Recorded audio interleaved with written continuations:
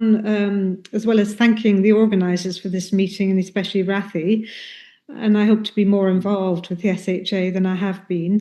But also, I sent tonight to the SHA three petition links on Gaza for parliamentary petitions.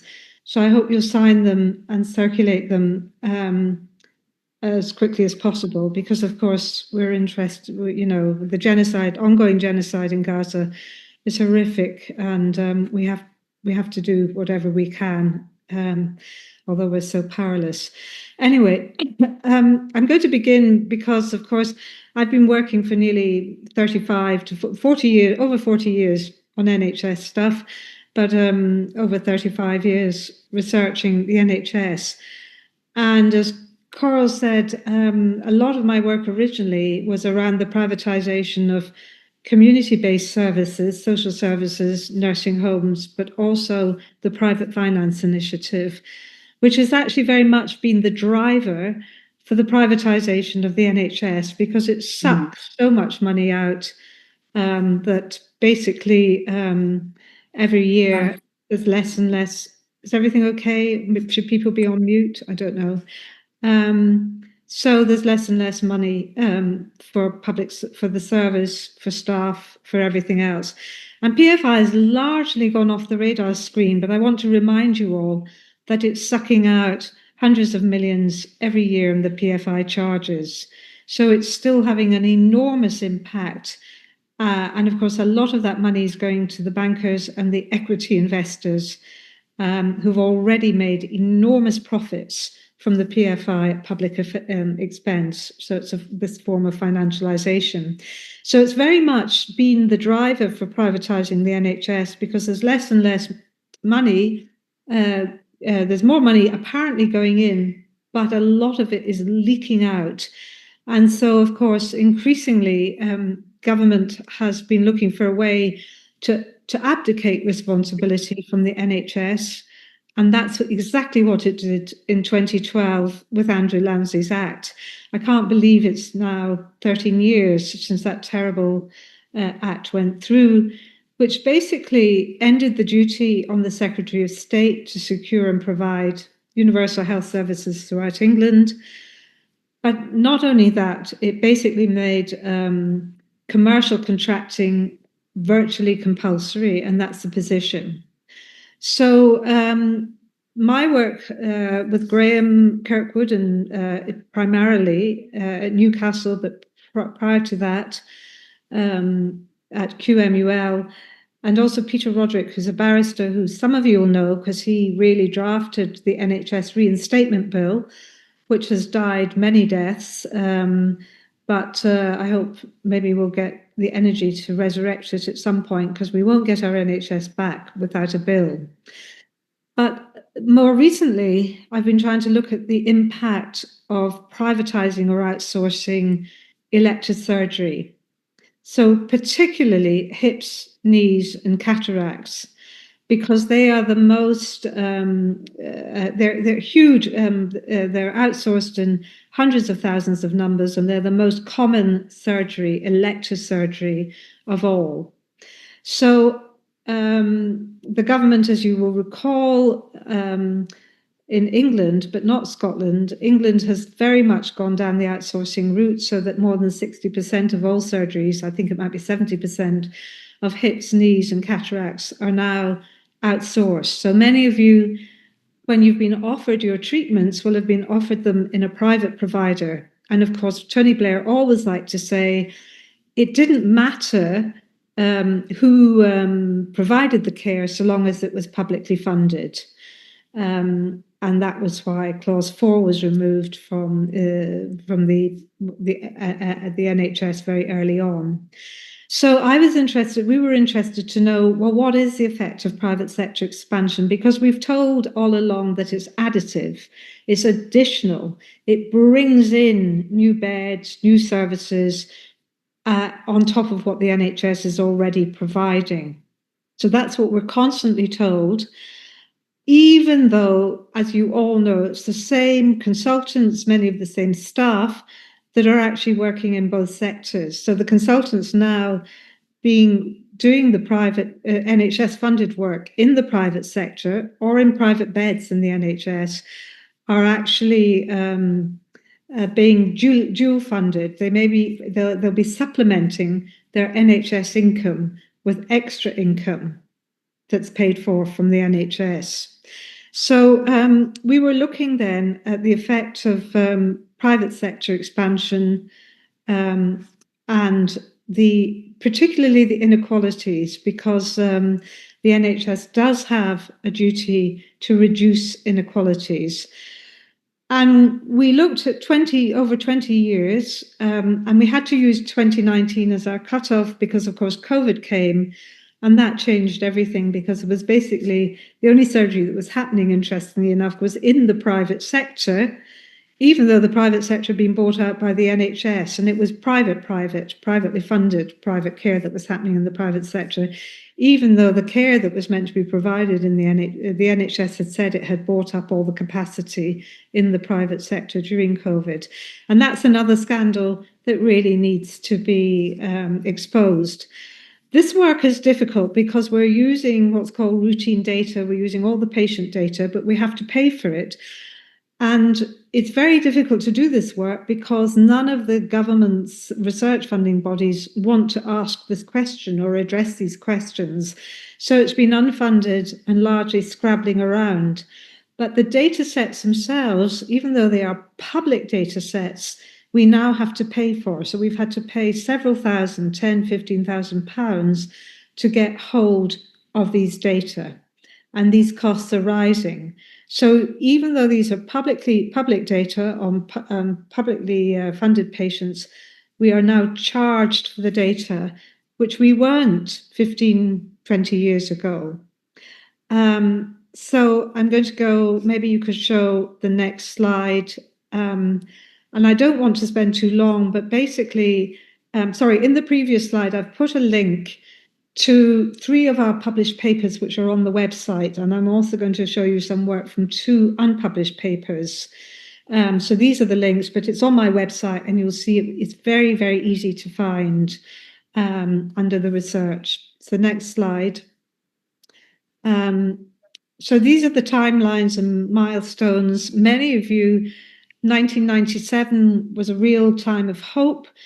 And we had the NHS plan, and Frank Dobson was trying to keep the private sector at bay, if you remember, but he was ousted very quickly, and Alan Milburn came in, and Alan Milburn was basically a privateer of the first order, not only pushing through PFI, but also these things called independent sector treatment centres, where large companies were brought in over time and given contracts, and that money was top sliced by the Department of Health and these were the first ones in 2003.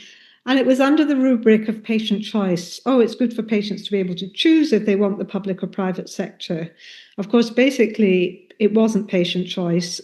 It was private sector choice, because they could choose which patients they wanted to treat. And of course, they didn't want to treat. In the contracts, they were allowed they had to exclude patients who were very sick with comorbidities, who might need intensive care. So, and that was because, of course, the private sector doesn't do these things. It doesn't provide intensive care on the whole. And then over time, that was expanded and it was rolled out nationally, so that over time, any hospital provider that met the NHS standards and trust could actually compete for these contracts and provide the care. So by the end of 2009, there were now 39 surgical independent sector treatment centres run by South African companies like Netcare. A whole host of private companies were running them. So the next slide. So please. So we were very mindful that Parliament actually imposed duties on the government to reduce health inequalities. I very much doubt that any clinical commissioning group, as it was then, actually paid any attention to that at all. Because if they did, they would be doing the sort of data analysis that we are doing, but it was never done. So we wanted to look at the impact on inequalities of government policies which required, and remember, it required the NHS to outsource elective surgery to the private sector. Contracting was now compulsory after 2012, or virtually compulsory. Next slide, please. So in this slide, we looked at all the admissions, tens of thousands of admissions for hips and knees, well, over 100,000. Having hip and knee elective surgery, that means routine surgery, and by the deprived populations in 3 time periods: before privatisation, between 1997 and 2002-3, following private outsourcing with the Independent Sector Treatment Centre, and then after the huge expansion of choice from 2007-8 to over 10 years. And next slide. I'm not going to show you all the charts, but this is just one. If you look at the top 2 slides only, and what you can see is hips and knees. The first one is hips, the second one is knees on the top 2 slides. That green line shows you the private sector use going up and up and up, and it's now well above 60%. So that's the green line for hips and knees. It starts from nothing, and then you can see this huge private sector expansion. The black dotted line that's falling is NHS admissions, and they're falling hugely, treatment rates. So although the blue line shows overall admissions are going up, up, up, up, what you can see is that the private sector is substituting for the NHS.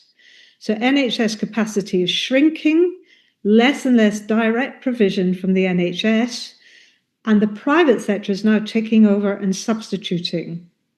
Now, that's a very important finding because, of course, the government claimed that the private sector was additive, it was additional. It was going to provide new beds, new treatments, but it hasn't. Next slide. That's probably, I'll only show 2 more slides. I hope that's clear for everybody. If not, I can't read the chat at the moment, but you can put. So what this slide has shown is that admission rates doubled and trebled for hips and knees. So they went up and up. And that's also partly because, as you know, in the old days, you might stay in hospital for a long time for your hip and knee replacement. But most people, even when they're not in their 80s and 90s, are out within the day. So you can get them out very, very quickly. The length of stay has gone right down, often to only 1 day. But what we found, and you can see this in the paper that we've published, is that inequality grew. So even though the admissions doubled, inequality grew, and it grew at the fastest rate during the period of most privatization, that 10 years. So, and during that 10 years, admission rates to the NHS fell, and admissions to the private sector continued to rise, and inequalities grew. Now, that makes sense if you think about it, because if the NHS capacity is falling and they're taking mainly sicker, poorer patients, and the private sector expanding and it's taking richer, healthier patients, then of course what's happening is that the patients who are sicker and poorer are waiting longer to get into the NHS, while the private sector is now cherry picking the richer and less poor. So that would have been your hypothesis, and that's been proved by the actual data in this paper. So we've gone from almost 1/3 of NHS funded procedures being provided privately to a good 2/3 now. Now, this is the other shocking figure. In 1997-8, there was an inequality. So for every 10 patients from the poorest, the most deprived quintiles, for every 10 patients, 13 were admitted from and were admitted from the least deprived. And by 2018 and 19, the gap, this is for knees and hips, so for every 10 patients having hip surgery, 13 would be admitted from the least deprived. Now, you would expect more patients to come from the most deprived because they've got more need and more morbidity. Now, by 2018, that gap widened for hips. So for every 10 patients from the most poorest areas, Now there were 19 coming in from the richest area. So that's a huge widening of the gap. And for knees, for every 10 patients being admitted, it was quite good. 9 came from the least deprived, but that increased to 15 for every 10 patients.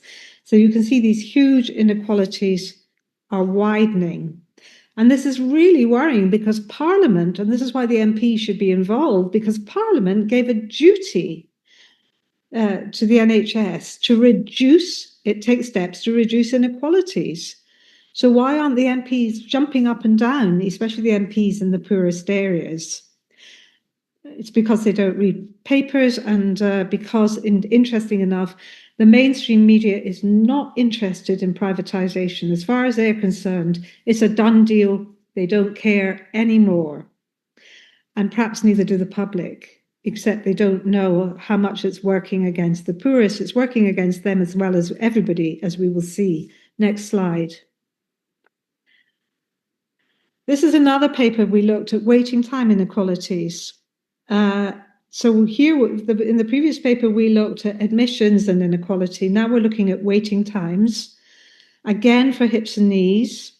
And if you show the next slide, again, we did an analysis of hip and knee replacements before and after the introduction of ISTCs. And we also looked at deprivation and comorbidity. Next slide, please. Now, what we found this time, again, as you know from the previous research, admission rates doubled. But what was interesting was when there were hardly any patients going to the private sector, waiting times more than halved. So the NHS was more than able to accommodate all this increase in admission rates after 97 with the big injection of funding, and waiting times halved. But as soon as, thanks to Alan Milburn, we saw this huge expansion in the use of private providers, the NHS admissions rates fell and waiting times rose for all patients. Now, what's worrying is, as you would expect, is waiting times for private providers, and remember they're treating mainly richer patients, were half those for the NHS, whereas the poorest 20%, who are mainly going to the NHS, were waiting longer, and that was a direct effect now of admission rates falling in the NHS. So what we know is that inequalities in waiting time rose dramatically for the poorest 20%. The data are all in our paper. And the introduction of private providers saw a contraction of in-house NHS provision. So it wasn't additive. It saw a substitution, but also admission NHS provision falling. And a two-tier system within the NHS now operating in favour of the rich. So the two-tier system used to refer to the fact that those who had money could go private. Now we've got a two-tier system working within the NHS operating in favour of the rich. Next slide, please. So this time we thought, well, we'll compare England and Scotland. This is unpublished now and under review by a journal, the BMJ. Let's hope they get round to publishing it. But here we're comparing waiting times and admissions in England and Scotland this time. And the reason why we chose Scotland is that Scotland only experimented very briefly with the private sector.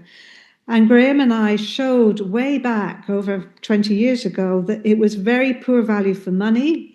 So Nicola Sturgeon and the SNP decided they would stop all outsourcing of the elective surgery and bring everything into the NHS, even buying up a private hospital, the Golden Jubilee Hospital, and converting it to an NHS hospital.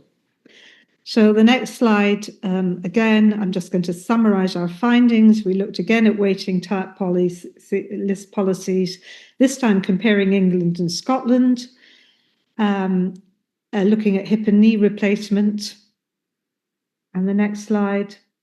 What we found is that admission rates rose both in England and in Scotland, not quite as fast in Scotland, but they were at a higher place. And Scotland managed to achieve all of this over this 20-year period, 22, without using the private sector. and it also decreased waiting times. Whereas a two-tier system, as we know, has been operating in favour of the rich within the NHS since 2003, and NHS patients going to the private sector who tend to be richer are experiencing lower waiting times. Meanwhile, inequalities in admissions have increased in England at 2.5 times the rate of Scotland, much, much faster. So not only did Scotland achieve its increase in admissions and decrease in waiting times without using the private sector, it did not see this dramatic increase in inequalities. Nor did it lose its NHS in-house capacity, unlike England. Next slide. And we do the same here for cataract surgery, which is huge now and is busy destabilizing hospitals all over the country and destabilizing eye services as well, because all sorts of small companies have cataract surgery is quick, easy to do. So lots and lots of small independent private clinics have set up all over the country, and they're taking more and more and more of the cataract work, and that's having a devastating effect on the trainees. And you will have seen the work by David Rowland looking at the profits that the cataract surgery makes, the big providers. It's all part of the story. Next slide, please. This again is unpublished work under review, where we again looked at waiting times and inequalities. Next slide, please. And I'll just conclude. Again, England and Scotland, admission rates more than doubled, and that again is because cataract surgery has become much easier to do. But Scotland increased it without using the private sector, unlike England. Waiting times were much longer in England than in Scotland for cataract surgery, and that's probably because there was so much more private practice in England than Scotland. And then there's evidence of increasing inequality in England with age, and it's moving, though, in a pro-rich direction in both countries.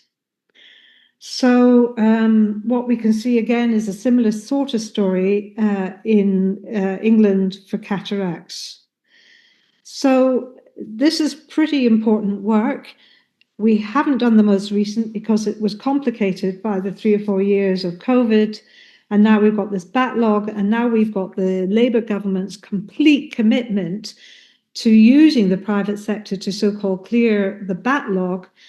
But of course, that has all sorts of complications. And what I haven't gone into here is the way in which it destabilizes the rest of the eye services, because there's a lot of complex conditions, uveitis, diabetic eye disease, maculopathies, eye cancers, where treatment isn't just a one-off. It's not like cataract surgery, quick and easy.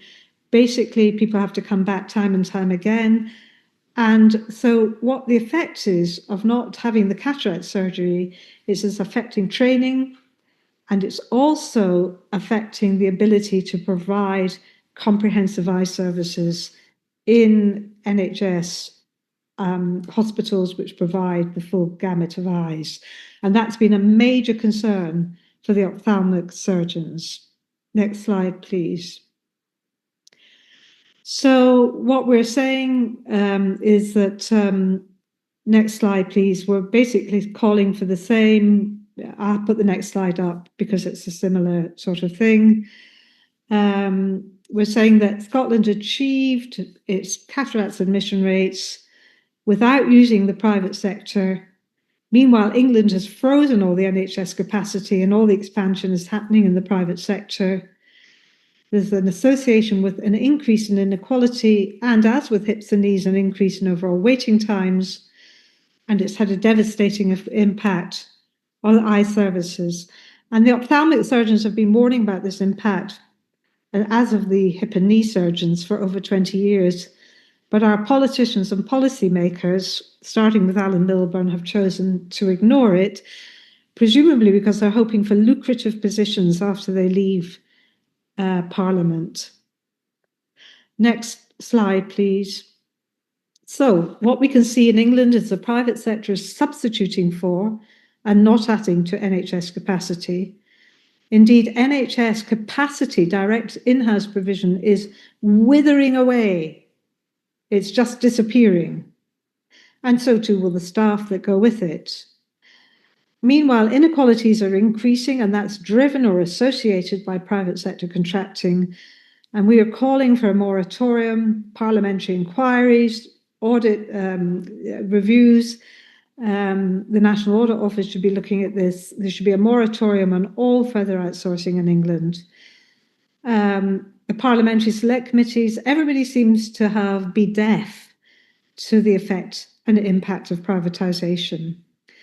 And as a policy, the NHS must now get rid of a lot of its legislation and rebuild in-house capacity and provision instead of outsourcing care.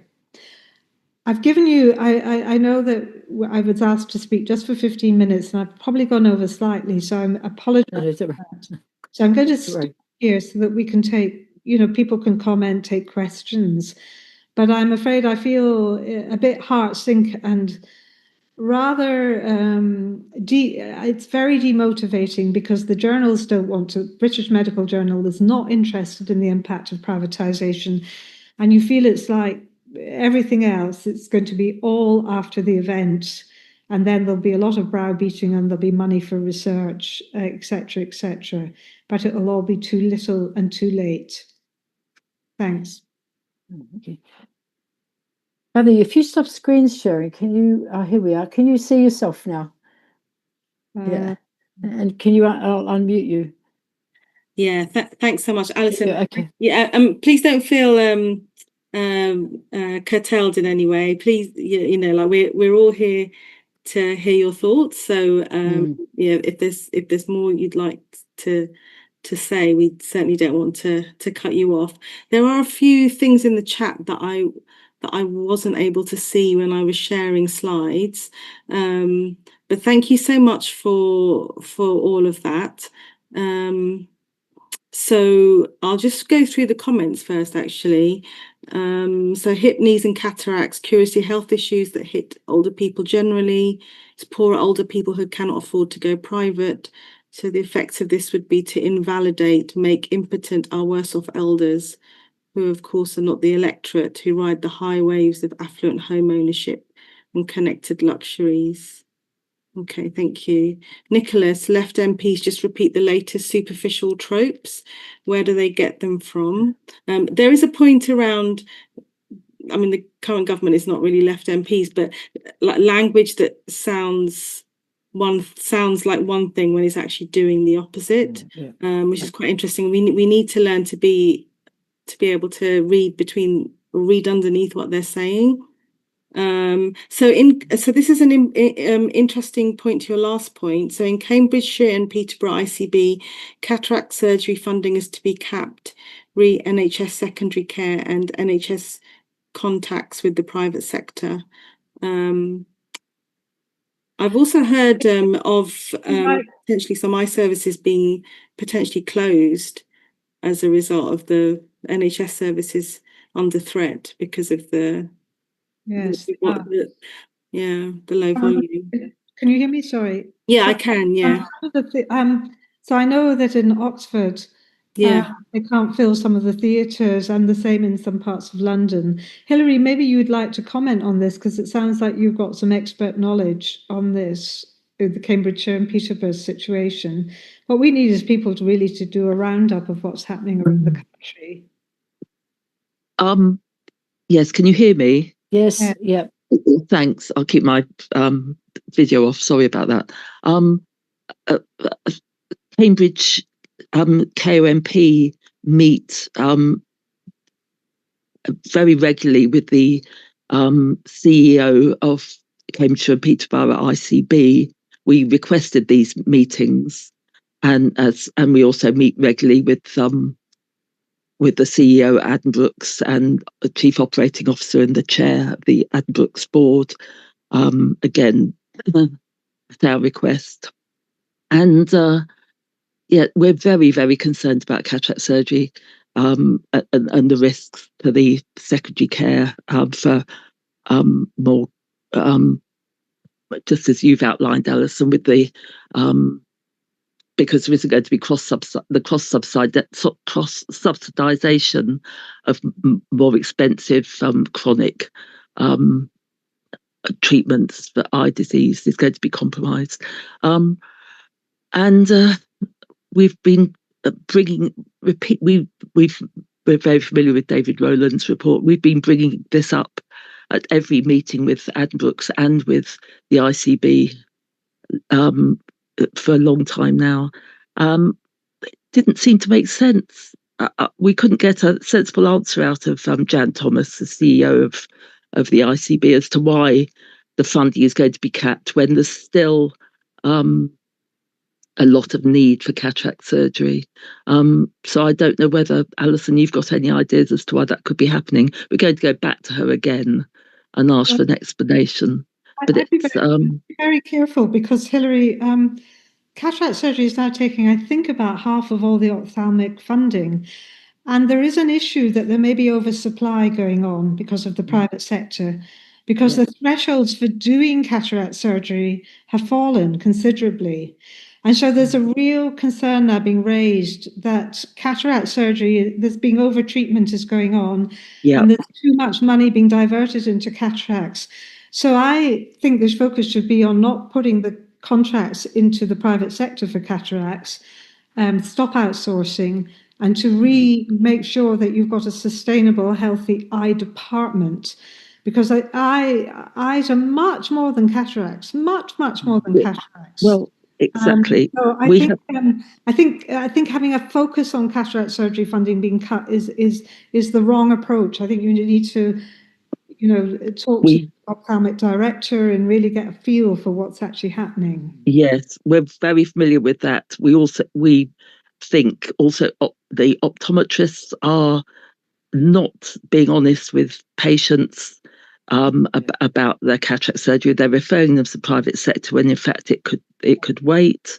They're not telling them that they're just not telling them that they can go to Addenbrooke's instead, or they go on the waiting list. And if they do, they poo-poo it and say the waiting list is far too long, or they wouldn't accept you on the waiting list. But here's this private clinic, and we've got 2 in Cambridge who can do it within 4 weeks, and all sorts of things, all sorts of shenanigans going on.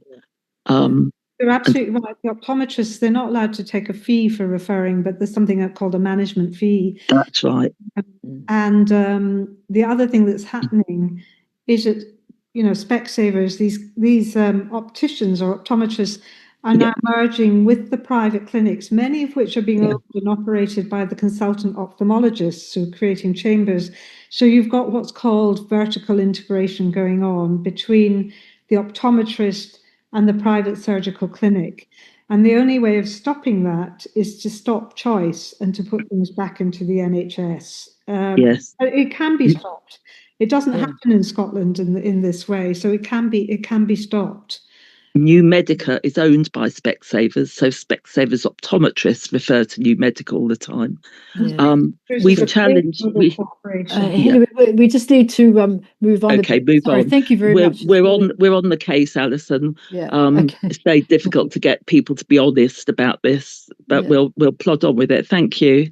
Fantastic, thank you, John, and then Norma. Can you unmute, John? You're producing that we all need to know about. The CHPI have produced a database, as you'll know, I think, so you can interrogate it and find out what your ICB is spending on commissioning. But some of the things which they uncovered were incredible. I mean, the profit margin of the private cataract clinics, 32% profit margin on average. And I think, was it 164 million in a year going out to service the debts of the money that the private equity companies had borrowed in order to buy or set up the companies in the first place. And the high street opticians are referring anyone who's got even the earlier signs of a cataract. And I think getting £50, which, as you say, is probably called an administration fee. But they're also then having the patients referred back to them for follow-up to a greater extent than the NHS would normally do. And of course, that gives them the opportunity of marketing things like a new pair of spectacles to them. Yeah. And the whole thing is a real rip-off. But the College of Ophthalmologists, as you know, has been banging the drum about this for some time. And there was even a debate in Westminster about it that Margaret Greenwood organised, but the government are not really interested. And the CHPI also showed up these huge conflicts of interest. The fact that many of the ophthalmologists are doing the surgery actually own shares in the companies and or lease equipment to the companies for use in the operations, but rarely mention this conflict of interest. So it is hugely depressing, and I think we just have to keep banging on about it. And I'm going to be involved with a meeting with MPs, although I don't know who will come in a few weeks' time, explaining this kind of problem to them that's going on, and that this is absolutely privatisation. Of course, one of the problems is that Labour don't regard private cataract paying the private sector to do work as being privatisation. As you know, they say it's NHS, and that's why they never refer to the NHS as being a publicly provided service any longer. Anyway, I've gone on too long, but thank you. No, that's fine. Fantastic. Thank you. Great to hear you. Yeah. Norma? Thanks. Thank you very much, Allyson. That was very informative and quite shocking to me, I have to say. I wanted to ask a wider question, really, about the NHS and a particular aspect of it, really relating to the new hospitals programme. I mean, you've given three really, with knees as well as hips, really good examples of how the use of the private sector is shrinking the capacity in the NHS. I'm coming at it from perspective of where I live in Waltham Forest. We've had a campaign about we were going to get a new hospital, we were going to get a new Whipps Cross, and we knew that it was going to be built with fewer beds than it had before. So that was our campaign. It was all about keeping all the services.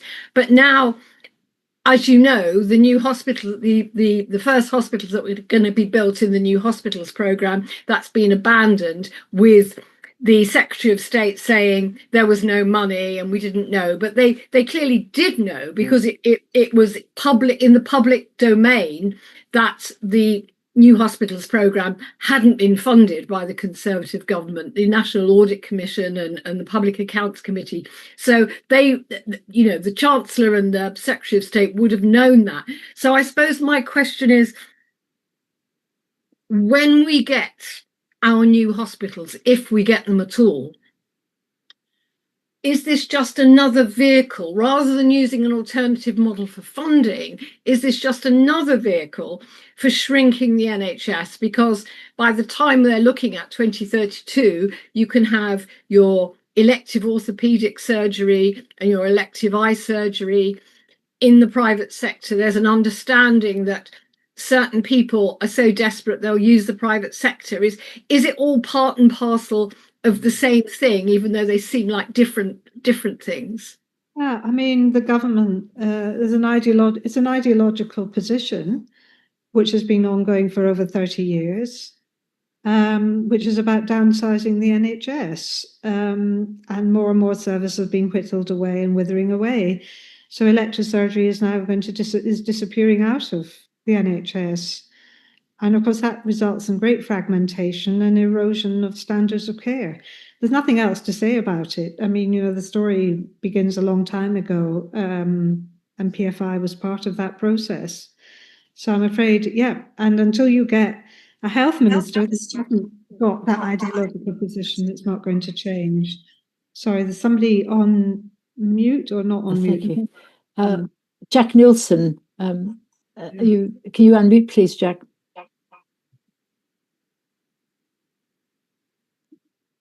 Yes. Hello. The question I wanted to ask Allyson was have her team, or does you know the teams, done similar work on the impact of outpatient cancer treatment in the NHS? I've no idea. Oh, I mean, our team hasn't. I don't know. I don't know enough about it, and I don't know. I mean, of course, cancer is one of the areas where there's a huge growth in privately funded patients. So you've got the Maudsley and you've got Manchester Christie, huge growth of private patients, and it's very important for the private sector income of the foundation trust. But I have no idea. It's not an area I've looked at. It sounds like you have some experience. I do, yes. Okay, thank you. Do you want to share anything, or do if you feel? Yeah. My feeling is that there is when you're undergoing treatment, as I am at the moment, there is it's not voiced, but there is an implicit suggestion that you may want to look at turning to the private sector to speed up your access to treatment, or to give you access to other treatments which are not available on the NHS. That's my personal experience, anyway. Yeah. That fits in with the government drive, doesn't it? Unfortunately, and if people suffer through that. Yeah. Jamie next, and then Mark Howell. Hi, can you hear me? Hi, Allyson. Yeah. Thank you. I've read over your paper when it was produced in the article from KOMP. I mean, it is horrifying, but it's what we suspected. So I think it's having that concrete material to take it to people. I'm just sharing in the chat. So I'm part of Cumbria branch actually. So I'm joining you from Cumbria. Cumbria, one of the first things when we established as a branch in SHA, we wanted to look at PFI because our hospital is a disaster. It was a fire hazard that when it was actually built, it was so bad that had it gone up in flames, it would have been worse than Grenfell. That was the prediction. And essentially, I mean, just trying to give an example, actually, that leaflet could be updated. I've spoken to Rafi a little bit about trying to put together a template for SHA because we know every different community, every region of England have their own PFI project that has gone awry, maybe not as bad as Cumbria. I mean, Cumbria, by 2016, they'd spent £263 million, and it's predicted that it will be as much as 1,118 by 2036. But so even with your new material, that's something that we could put together in a template and hopefully maybe share with some branches, do some future work.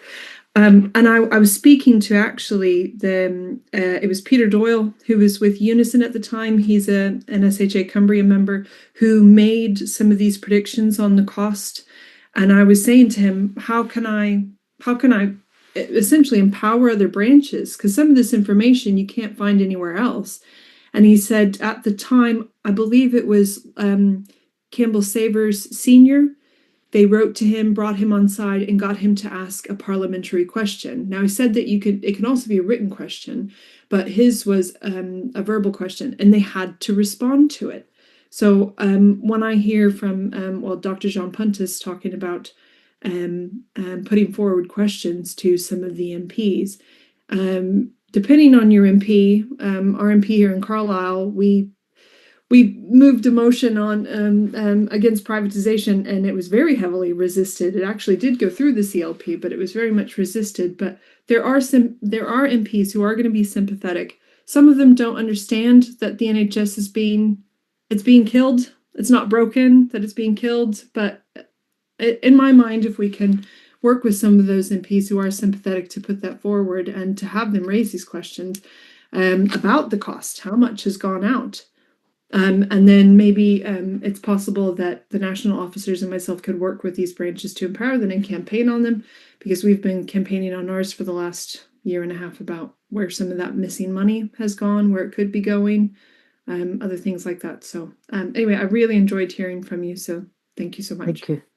Allyson, I might take a couple of more questions and you can wrap things up, because I think, no, you're not wrap things up. I don't mean finish as in people. There's a lot of people want to ask things. Mark Howell, can you please unmute yourself. Yeah. Yes, I had at the beginning. I had a couple of very basic questions. One of them has been partly answered, and the reason why I had these questions is because I've had cataract surgery. My wife and mother have had hip surgery. My mother has also had knee surgery, and we all had it done by in NHS hospitals in St Thomas's or West Suffolk. And I don't ever remember any of us being offered any alternative. But it sounds from what's been said that people do get offered, quotes, private revision. So I'm wondering, why it happens in some places and not others. Also, I mean, I'm much happier the way we had it done. It was fantastic, all the different things that we had done. And the other thing, perhaps more importantly, is you mentioned that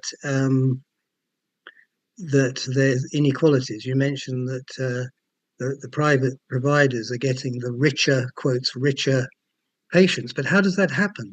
I mean, how do they get them? Did I miss something? I mean, is it that the doctors are only referring rich patients to the private providers? How does that work? So thanks for your question. Well, first of all, you're fortunate you're only offered the NHS. That's unusual because under patient choice, there was a requirement to offer patients up to 5 different providers.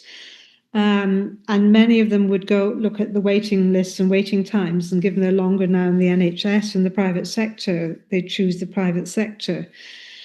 Why is it that richer patients go to the private sector? Because richer patients are healthier, less comorbidity, basically. And also they have fewer barriers. They are able to travel further, perhaps for their surgery. They may have relatives, or they may be able to afford help to drive them and take them and bring them home. So there's a number of reasons why it happens. But you have to look at the contract itself. The contract for these private centres excludes patients with comorbidities. It excludes patients who are at risk of needing ITU. It was designed into the contract. And they are the very patients who tend to have the patients who have more comorbidity, have greater need, and are poorer. Basically, that's what we know. We know that from the studies, that if you're poorer, you're more likely to need your hip operation younger and earlier, and your knees, and have more comorbidities, illnesses. Does that answer your question? Thank you. Okay, Carolyn? And in the States, it's called cherry picking or cream skimming. Private sector does it. Hello, thanks very much, Allyson. That was really good. And we've got a meeting in Greater Manchester next week where Andy Burnham is speaking. And one of the things we've already submitted question to him about is quoting your research and saying, what is the ICB going to do about stopping outsourcing because of the costs and the inequalities. Andy Burnham, as well as being Mayor of Greater Manchester, is also the joint chair of the Integrated Partnership Board. So we're hoping we'll get some responses from him. That wasn't really what I wanted to ask. It was, do you know if anyone is doing any work around community services and particularly diagnostic services? Because I know our experience in Greater Manchester is that you're not offered a choice of the NHS because it's all private.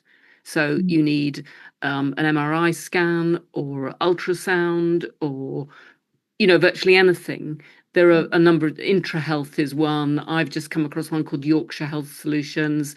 There are a number of private diagnostic companies. There doesn't appear to be any diagnostic that's being done by the NHS. We're certainly not offered it. So that's not actually for inpatient or elective.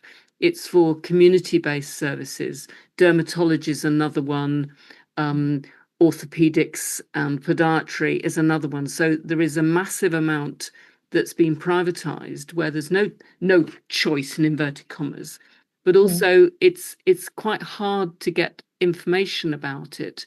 And I just wondered if you knew if anybody is doing research on those areas. I don't. And the big problem is that there's such pressure on researchers to bring in grant funding.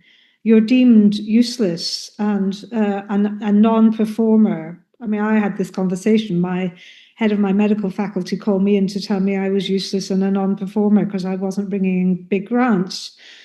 You can imagine if you're in your 30s or 40s, what impact that has. So, and there's the constant fear then of being made redundant. So basically, people are not doing this research, and then funding bodies are not asking these sorts of questions. I mean, it's a disgrace that there's only 2 people doing this work. Me and, the other person who's doing really good work is at the North East Midlands ICB. There is a group, Stephen White, I can send you, who's also doing very good work. But this is generally unfunded, and of course, people have their salaries paid. And once I stop working, then this work will just stop completely. So I don't know. And the unions have been absolutely hopeless. They haven't been on the case, and unions should be funding this sort of work. They do in Scandinavia, for example. They should be funding this work, but they won't because they're so short-sighted. And they don't realise that the more you outsource your services, of course, the more the staff are outsourced and the more their terms and conditions are undermined. And I'm going in hard on Labour and the unions actually on this. I mean, I've had decades of disappointment with the unions, apart from a short period with Unison where they had 1 or 2 really imaginative people. And of course, PFI was a big struggle because that was the first big privatising, outsourcing of workers. So, sorry about this. I'll just put this off.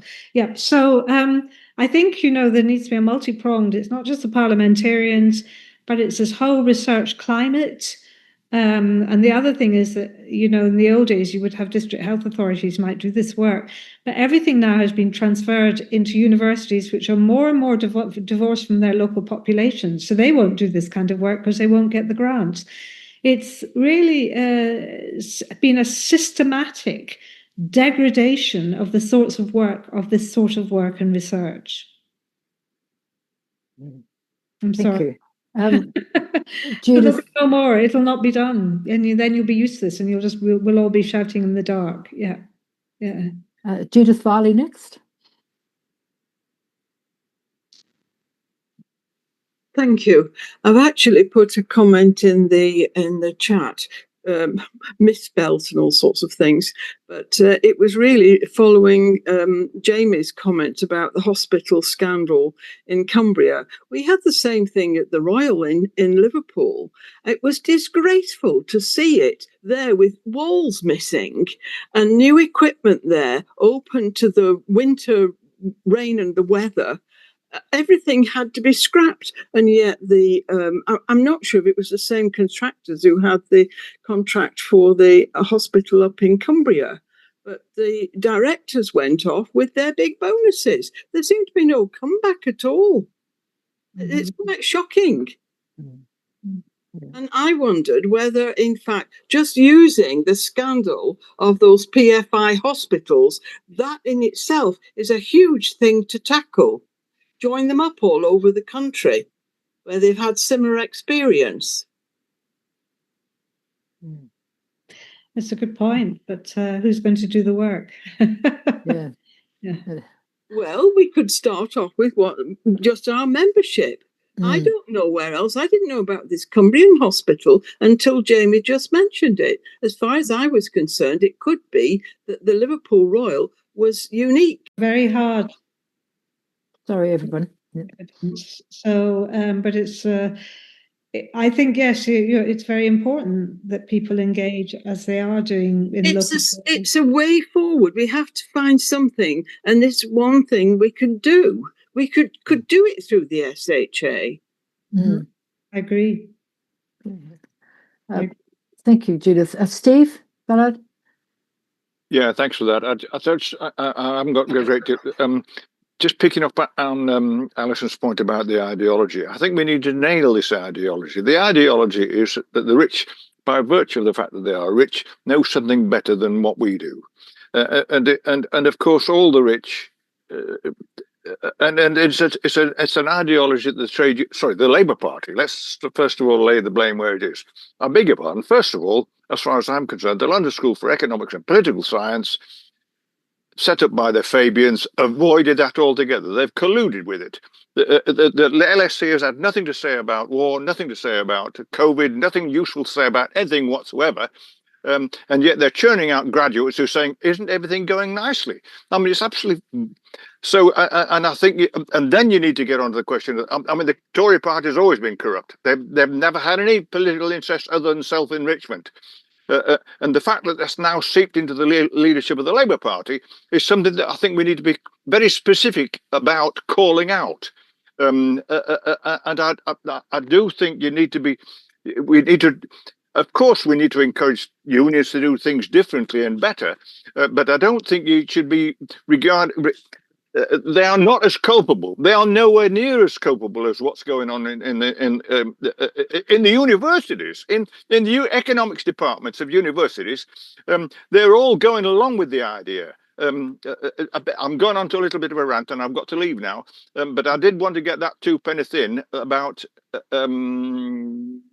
Anyway, I think I've said it, and Okay. thanks for the opportunity. Yeah, thanks, Steve. Mark Howell again, and then Mark. Yes, from the SHA. Yeah, I just had a thought. There probably isn't, but is there any data about the comparative cost of public provision, for example, in a teaching hospital or whatever, and private provision? Is there cost information? Because I suspect the private costs more. I think that report by David Rowling gives you your answer, which shows the amount of profits that's leaking out of the system. You can't do a comparison because you've got apples and pears. You're doing cataract surgery with all the leakage out, but the cataract surgery in an NHS eye department is cross-subsidising all the really complicated treatments. But what you've got is your answer from David Rowland, his little group that did those nice reports on cataracts and profits. Isn't that enough for the public to see how their money's leaking out? Yes. But also, it'd be interesting to compare the quality. I mean, I suspect the quality of the work is inferior in the private. I did once get sent for a test at a private place, which was like a backstreet office somewhere. It was really tatty. When you get to my age, you get sent on various tests, and I was really shocked at where I was being sent. But is there a sort of index of the quality of the work somehow? It's very difficult to measure the quality because it's apples and pears. Because if you're cherry picking easy patients, and there've been some horrendous things happen in private hospitals, but they also happen in NHS hospitals. So it's quite difficult to look at the outcomes because you've got an apple and pear phenomenon. Okay, thank you. Mark Gladbrook? Thanks. A very good meeting organised by the London branch. Can I talk about how we can actually try to bring this home to people and how we can relate to some of the struggles going on? One of the ways we can do that is, in a sense, what Allyson has done. She's talked about Scotland and what's happening in England. I mean, we can do the same with Wales. Caroline has mentioned that health, to a degree, is devolved in Manchester as well. So there are various ways of raising this thing, of attacking it. And one of the things that people have always said is that a lot of English Labour politicians say that what we're proposing is unrealistic and impractical. And if we can show, well, it can be done in Scotland, it can be done in Wales, and maybe to a degree it can be done in Manchester, and I don't know how devolved the London health system is. I mean, we really have to be very concrete, we have to be very clear, and I think that's a very clear message we can give to people, that this is not inevitable, that it has to be this way. The other thing that I think is really important that we need to use very directly is some of the struggles that are breaking out amongst outsourced workers. Well, in fact, this has been happening for a decade now, where there have been workers who have been outsourced. Mainly, they tend to be ancillary staff, that's to say porters, cooks, other groups of low-paid workers, but this is now moving increasingly up into therapists and so on, who are being put out into private companies. There's this whole issue of subcos, even, which are a privatized bit of the NHS, and there are fights breaking out over that. And again, that brings the reality home to people. In that case, it brings the reality home to the actual workforce, saying, well, actually, this is not a theoretical debate. This has an immediate impact on your day-to-day life and the life of your families and so on. And similarly to the public, say, do you want to be treated by this super exploited set of workforce in the guise of NHS treatment? So I think we've got to look at ways of locking in, making this struggle concrete, because the academic research is very important, but a lot of people will not absorb that initially. So, and I think that's one of the take-home messages for us is to where can we build? Where can we build on a fight back? Thank you, John Pontus. Can you? Yes, comment on that? I think that's a really important point, and that's why, Allyson, your comparisons with Scotland are so important. I think showing that it can be done differently. Can I just ask you about subcos for a moment? Because Jim Mackey, the interim chief executive of NHS England, has told all of the trust that he wants them to outsource their facilities staff to subcos in order to save money. But at the same time, he said that they should be maintained on NHS terms and conditions and pension arrangements. And the Treasury has said it wanted to close the VAT loophole through which in the past subcos didn't pay VAT in the way that the NHS did. So it's not very clear how he envisages that subcos will save money, or if in fact there is some other thinking that's going on in terms of potential advantages of subcos. And do you have any thoughts about that, Allyson? Well, it's quite clear to me, just as with PFI, the people who are transferred to a subco retain their terms and conditions, TUPE, but the new people have completely different terms and conditions. And it's a way of, reducing the public sector requirements, and that's how they're saving money. And I agree with you, John. You have to get rid of the VAT rules. You have to say we're not going to do subcos. Appointing Jim Mackey was a disgraceful thing to do. But unfortunately, there's not been enough work done into these subcos and their impact, John, unless you know of more than I do. So again, you see, this is where I come back to the fact that research is important because it provides evidence, and that's the evidence that you use in the campaigning and the activism. The campaigning and activism over PFI, electric, all the rest of it would never have taken off if you didn't have the backbone of research, of meticulous research and evidence. Otherwise, you're just into exchanges, pantomime exchanges, really. Yeah, I'll be quiet. Yeah.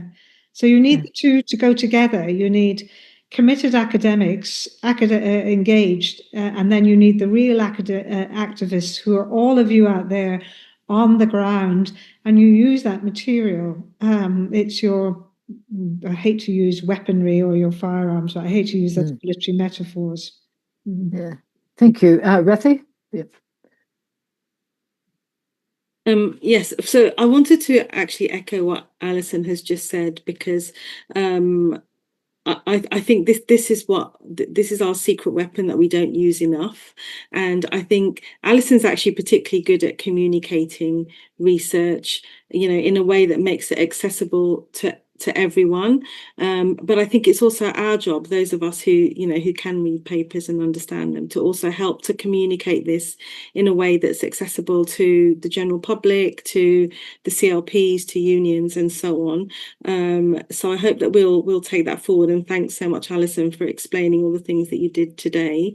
I just because people have been mentioning subcos, I just wanted to mention a couple of things. There's industrial action going on all over the place or about to start. And there's if you're in London, there's a dispute going on at the moment at Guy's and Thomas's with I think they're called the rapid response team, but they do like the emergency deep cleans and so on, and work in terrible conditions. I mean, it's really exploitative how they're treated. They're often migrant workers. We locally in Northwest London, where I am, we had a dispute last year as well. And although it reached a resolution, there's still not equality between, as Allyson said, the people who come in more recently on the new contract compared to people who've been there before. So there is the London branch. We're meeting with some comrades to plan some activities around subcos in the next few weeks. So we'll keep you posted on that. And the other thing I just wanted to also mention is this meeting, I think, has been really rich with people around the country sharing really valuable examples of around PFI, around the impacts of outsourcing. And I think very often everyone campaigns locally very, very well, and we see these as local issues, but they're local symptoms of a national problem. And I think the thing that I think centrally we're not doing well enough at the moment is collating this together and having more of a collective action. So please, I've put the admin email in the chat for those of you who don't know it, but please do get in touch, those of you who are campaigning locally on these issues, and let's see how we can be more joined up around these issues in our messaging as well. Yeah, thank you. Eva Turner? I came late, so I'm terribly sorry if this has already been answered. I wanted to ask Allyson whether you think, as all the hospitals have now been postponed by 10, all the new hospital programs been postponed by 10 years, and there's not going to be money, what is the danger of another form of PFI for the new hospitals? Do you have any view about that? I'm sure the problem with PFI is that it put a lot of information into the public domain. So it's much easier for the government just to privatise things and put contracts out and let the private hospitals build the new hospitals and just pour the money in from the NHS. It's much easier, it's less transparent. At least with PFI, there had to be a lot of transparency. So you won't get the new hospitals, you'll get more closures of what remains, and then the private sector taking over, building more and more, but money at huge costs ultimately. That's the way it's going to go. Thank you. Stuart, next, and then Carolyn. Oh, hello. My name's Stuart Richardson. I'm sorry, missed much of the meeting, but I'm from Birmingham, keep NHS Public, and I've put in the chat my contact details because we're very interested in getting a speaker for a public meeting we are planning in September about the crisis in the NHS.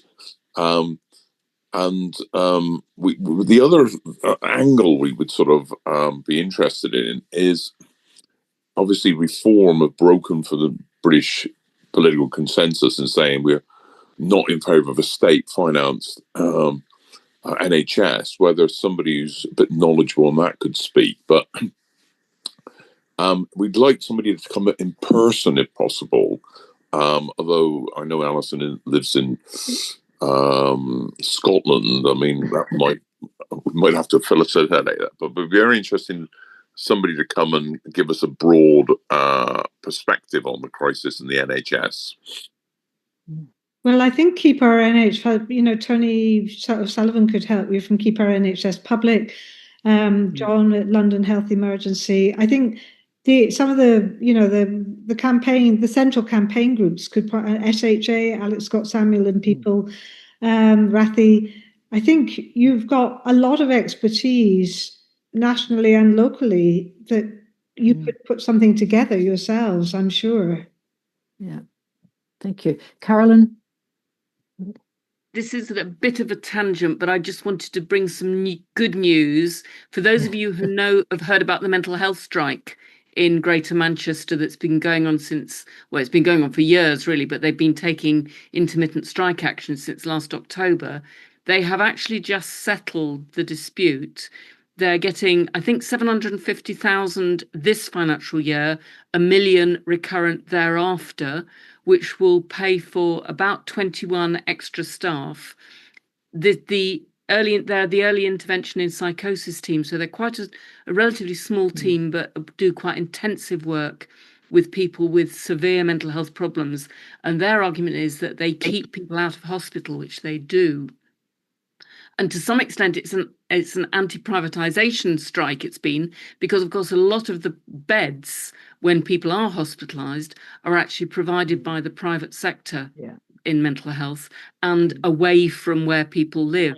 So in a sense, they're winning getting some more staff, which means they may help to prevent people having to use private hospitals, is a bit of a blow against privatisation as well. And what it shows is that strikes do work. So I hope it will be a beacon for other places which have either contemplating strike action. I know that in Dorset, they're campaigning against a subco there. I know the ESNEF people didn't win their strike against being outsourced. But I think we need to be trumpeting the good news stories as much as we can so that people can actually learn from each other about what can work and how they organised. So sorry, it was a bit of a tangent, but I just wanted to take that opportunity. Thank you. Brilliant, absolutely. Yeah. So there's no more questions. Rather, do you want to say anything before Allyson kind of finishes? I mean, I think I made a few points. I think my main point is let's try and turn this. This has been really brilliant session and really good energy. Let's try and turn it into some positive actions, and let's all stay connected and continue the discussion. And thanks so much, Allyson. Yeah, thank you. Tony? So could I just come in to thank Coral for putting up the poster in the chat for the demonstration on the 7th of June, as well as, of course, thanking Allyson for the very good and the discussion for the very good meeting.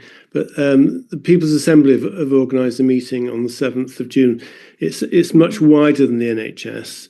It's it's against austerity 2.0, i.e. Labour's austerity.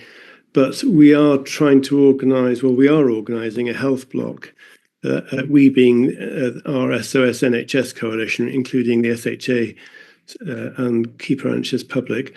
And although it might be difficult to have a very big presence, it would be very good to have some of the people here who've spoken very well to come along with banners, Keep Our NHS Public banners, SHA banners, to show that the NHS is in real crisis and there's lots of people going to fight for it. And as Caroline has said, there are some victories around the country, either outright victories or postponing defeats by people fighting for the NHS. So the struggle isn't over yet. And although there's been some quite caustic comments about unions that have got millions of members in them, and some of them are fighting really hard for the right thing on the NHS, including the East Suffolk and ESNEF and North Essex Trust, where those unison workers fought really, really hard for 6 months. And they were let down, but they also showed us the way forward. So please do consider coming to London on the 7th of June. Thank you. Thank you. Allyson, would you like to say anything? No, I don't feel defeated. We all feel enlivened. No, I think you all. We all feel empowered now. I'm really, really heartened by the fact that so many people joined this Zoom. So that tells me there's still a lot of passion and commitment to the NHS. I mean, I know we're all in the sort of 6th or 7th decade, most of us, but, you know, 5th, 6th or 7th. But nevertheless, I think it's really heartening. I just, it's really important, this struggle. And Tony, by no means was I'm putting down the unions for not being long-sighted in terms of research and thinking strategically, not in their failure to support, local workers and campaigns, but that's just not enough. It's not enough. It has to be a whole system-wide strategic thinking. So just say thank you very much. I think the research that I'm doing is coming to an end really by the end of this year. So I hope you'll manage to find others. I don't know. I've certainly struggled in my last decade to find people who want to do this kind of research for the reasons I've given. And it's all tied in together. But anyway, I take great heart from you all being here, and thank you very much indeed for coming and joining us today. And please get the message of those papers out. It's really important. They've been sitting there. The medium hasn't picked them up.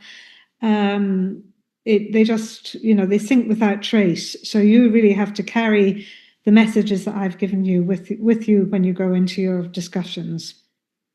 Yeah, thank you. We've got Tony, Anthony, have you got a quick question that we've got to let Allyson go sometime? Sorry, I was going to, now that ESNEF has been referred to, the Unison members at Colchester Hospital and elsewhere in Suffolk were absolutely brilliant.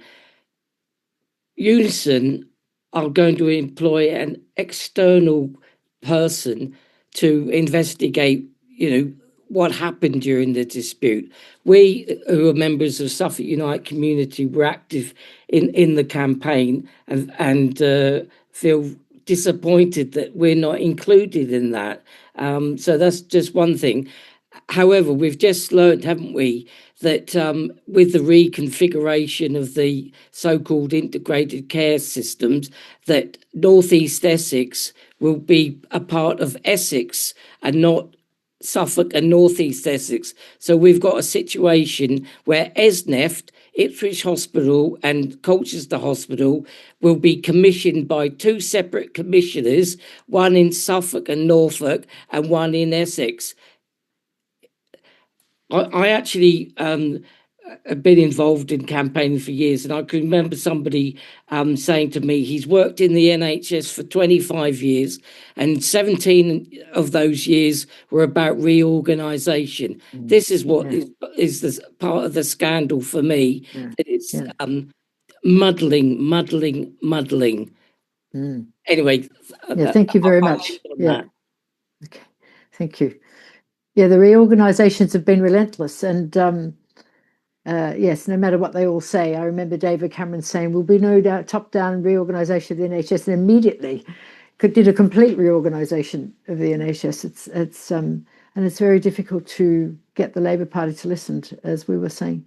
But hopefully, as many of you as can come to the demonstration on the 7th of June. It'll be a big, as the it says welfare, not warfare. I think that's a very important emphasis as well, because reading that people with disabilities are going to have their benefits cut so we can spend more on defence is really alarming. And and as Allyson said, they've put the link to the petitions about Gaza in the chat as well, if you want to look through it. We can send them out as well. Thank you. So thank you very much, everyone, for coming, and thank you, Allyson, as ever. It was, I thought, oh, well, I know all this stuff, but actually I don't, and it's really enlightening to listen to you, and some of the conclusions that you drew with 3 simple points on them, that is the way we have to get through to people, because that whole myth that, oh, it doesn't matter who supplies the services, it's fine to go private, it's all as long as it's on the NHS, is very deep, because it was pushed at people for a very long time. So that's quite something difficult for us to counter. So I thank you all very much, and thank you for Rathi for organising the meeting. It's been fantastic. Yeah, it is. Thank you.